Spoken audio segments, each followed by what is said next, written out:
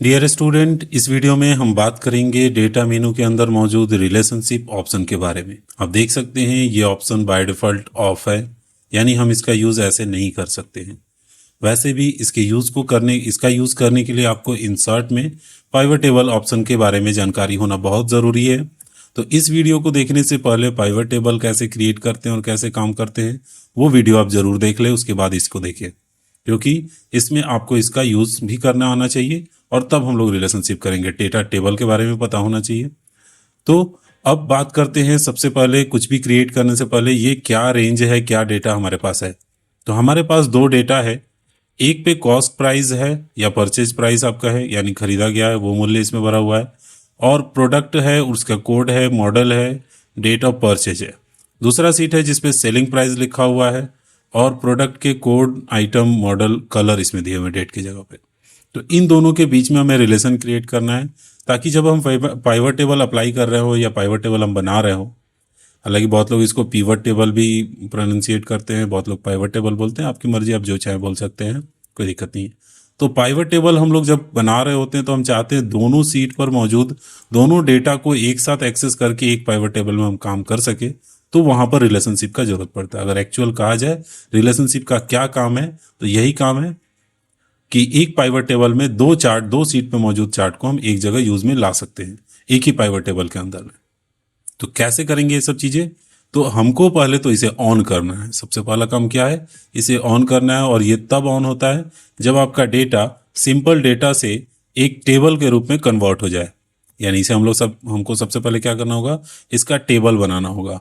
Table बनाने के लिए अपने डेटा को कॉलम हेडिंग के साथ सेलेक्ट कीजिए, इंसर्ट में जाइए, टेबल ऑप्शन दिया रहता है, इसके ऊपर क्लिक कीजिए या कंट्रोल के साथ टी बटन प्रेस कीजिए। आपका डेटा सेलेक्ट हो जाएगा, एक बॉक्स ओपन होगा जिसके ऊपर आपको दिया होगा रेंज जो होगा वो सिलेक्टेड होगा, और एक ऑप्शन दिया है माई टेबल हैज़ हेडर, यानी मेरे टेबल में हेडर्स है, ये सेलेक्ट किया हुआ है। आपको बस ओके पे क्लिक करना है और आप देखिएगा आपका डेटा टेबल में कन्वर्ट हो गया है। तो ये काम हमको करना था, जो कि टेबल को बनाने के लिए यूज में आता है। एक हमने बना लिया, दूसरा भी करते हैं। लेकिन दूसरे पे जाने से पहले एक चीज ध्यान रखिएगा, अपने टेबल का नाम जरूर आप पहले डाल लीजिए। यहाँ पर टेबल नेम की जगह पे आप कोई ऐसा नाम डाल लीजिए जिसको आपको यूज करने में आसानी हो। तो मैं इसे मान लेता हूं परचेज। ओके, परचेज नाम हमने दे दिया इसको। हम सीट का भी नाम चाहते हैं अगर यही रखना, तो हम सीट का भी नाम चेंज कर सकते हैं। आप चाहे तो छोड़ सकते हैं, सीट 1 सीट 2 फिर बोलते रहना पड़ेगा। दूसरा सीट, इसे भी हम नेम चेंज करके सेल बना लेते हैं। ओके, और अब इस पे भी हमें टेबल क्रिएट करना है। तो आपको डेटा को सेलेक्ट करना होगा, मेन हेडिंग को छोड़ करके क्लिक कीजिए, सेलेक्ट कीजिए, फिर जाइए इंसर्ट पे क्लिक कीजिए, टेबल, एंड देन ओके कर देना होगा। बस आपका ये भी टेबल क्रिएट हो गया। जैसे ही क्रिएट होता है, इसका डिजाइन टूल आता है टेबल का, इसके अंदर इसका नाम आता है। आप यहां पर जाकर के इसका नाम टाइप कर देंगे, सेलिंग प्राइस, या फिर सिर्फ सेल लिख देते हैं। ओके, तो सेल लिख देंगे तो आपका ये काम करने लगेगा, टेबल तैयार हो जाएगा। तो टेबल एक बार आपका रेडी हो जाता है, अब इसके बाद से हमें क्या करना होता है। तो अब देखिए, सबसे पहले नंबर आपका रिलेशनशिप का ऑप्शन जो है वो ऑन हो चुका है, यानी अब आप इसका यूज कर सकते हैं। तो नेक्स्ट अब हम क्या करेंगे, नेक्स्ट हमारा काम होगा, एक जो ऑप्शन होता है जिससे हमारा पिवट टेबल क्रिएट होता है, तो उसका हमें यूज करना है और पिवट टेबल क्रिएट करना है एक अलग सीट पे, और फिर उसी सीट पे दूसरे को भी हमें क्रिएट करना है। तो पहले फर्स्ट वाले सीट पे आ जाते हैं, परचेज वाले सीट पे, और अपना एक्टिव सेल कहीं भी डेटा रेंज के अंदर रखिए। आपका टेबल बना हुआ है वो ऑटोमेटिक सेलेक्ट कर लेगा। अब क्या करेंगे, हम यहां से जाएंगे इंसर्ट में, इंसर्ट में पाइवट टेबल का ऑप्शन दिया हुआ है, इसके ऊपर क्लिक करेंगे और फिर यहां से आप देखिए सेलेक्ट अ टेबल और रेंज, यानी आप टेबल और रेंज को सेलेक्ट करें। तो ये आपने सेलेक्ट किया हुआ है टेबल, परचेज वही नाम दिखा रहा है यहाँ पर, क्योंकि आपने परचेज सेलेक्ट किया हुआ था। फिर उसके बाद से नीचे ऑप्शन दिया हुआ है न्यू वर्कशीट, तो न्यू वर्कशीट के ऊपर हमें क्लिक करना है। एक और चीज ध्यान रखिएगा, यहाँ पर add this data to data model, data model option पे सिलेक्शन होना बहुत जरूरी है। मैं इसको दिखा देता हूँ कि हमारा इसके ऊपर सिलेक्शन इसलिए जरूरी है कि अगर सिलेक्शन नहीं रहेगा तो आप इसका यूज रिलेशनशिप में नहीं कर पाएंगे। फिर ओके करना है, आपका एक नया सीट तैयार होगा, सीट 3 आ गया। इसके ऊपर आपका ये डेटा बन के रेडी है पिवट टेबल का रेंज रेडी है और डेटा आपके रेडी है। अगर अभी आप चाहें तो ऑल पे क्लिक करके आप देख सकते हैं दोनों परचेज और सेल अवेलेबल है, लेकिन ये उस तरह काम नहीं करेगा क्योंकि रिलेशनशिप अभी तक क्रिएट हुआ नहीं है। अभी हमको क्या करना है, डेटा मॉडल दूसरे वाले सीट पे भी ऑन करना है। तो ये हमने परचेज का बनाया है। अब हम जाएंगे सेल पे और फिर से ये वापस से इसमें भी पिवट टेबल पे जाएंगे, इंसर्ट पिवट टेबल। यहाँ पर देखिए हमारा नाम सेल आ गया, सेल हमने नाम जो रखा था।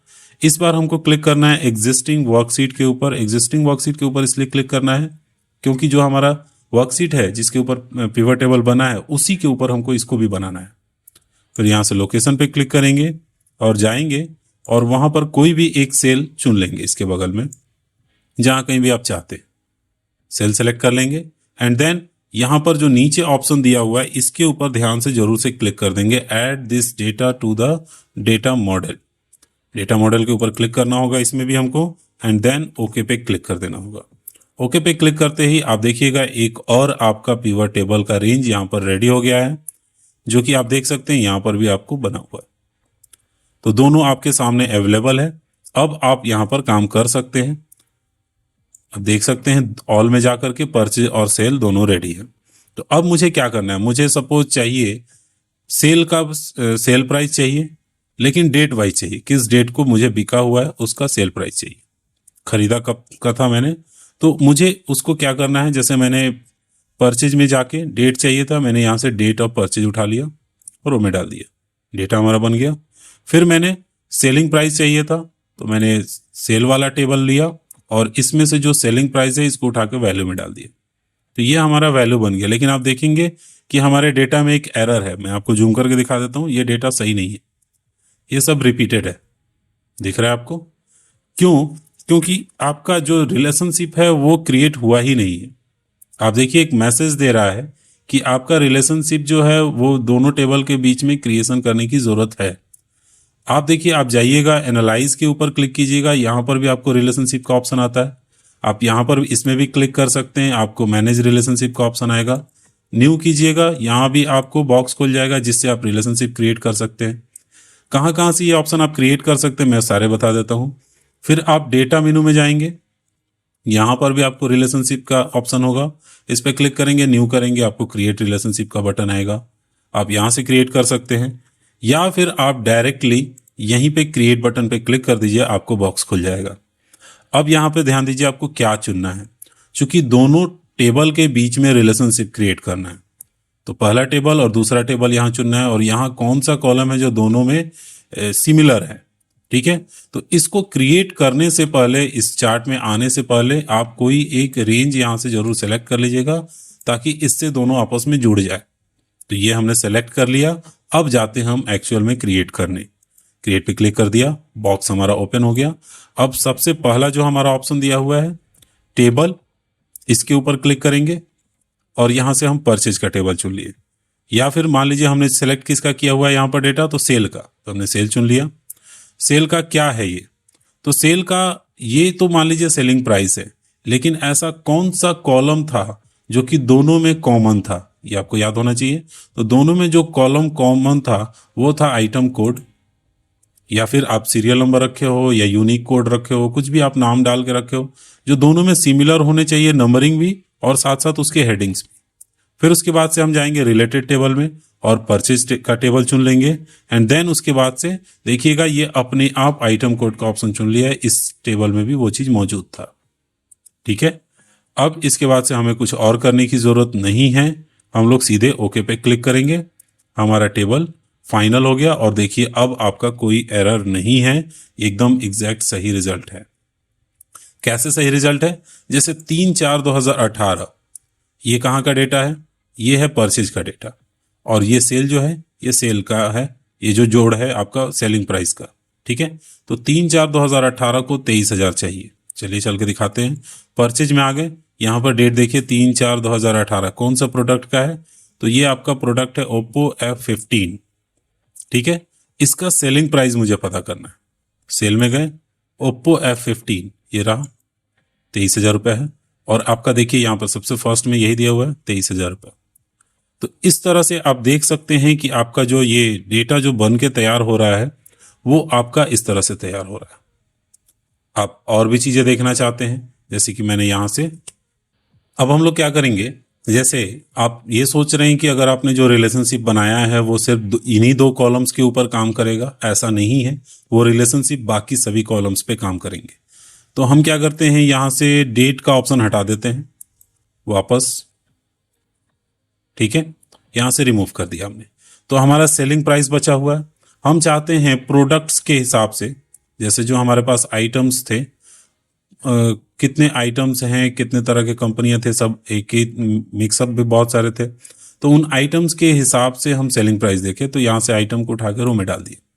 तो अब नोकिया का हमारा टोटल जो मोबाइल था वो कितने में बिका, ओप्पो, सैमसंग, वीवो, 4 कंपनियां थी।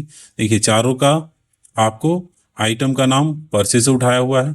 आप इस पे कर्सर लेके जाएंगे तो ये सिस्टम खुद बता देगा, या फिर यहाँ से आप देख सकते हैं क्विक एक्सप्लोर, यह कहाँ से आया हुआ है आपको बता देगा आइटम को।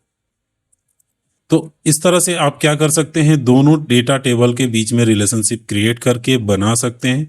ये एक तरह से जब तक आप इस वीडियो को ना देखें हो, मुझे लगता है आपके लिए इतना आसान नहीं रहा होगा, लेकिन इस वीडियो को देखने के बाद मुझे जहाँ तक लगता है आप इजीली, अगर पहले से आप एक्सेल जानते हैं और यूज़ किए हैं पिवट टेबल, तो रिलेशनशिप भी अब आप आसानी से यूज़ कर सकते हैं।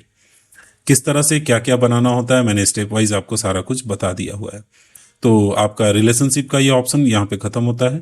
Thank you.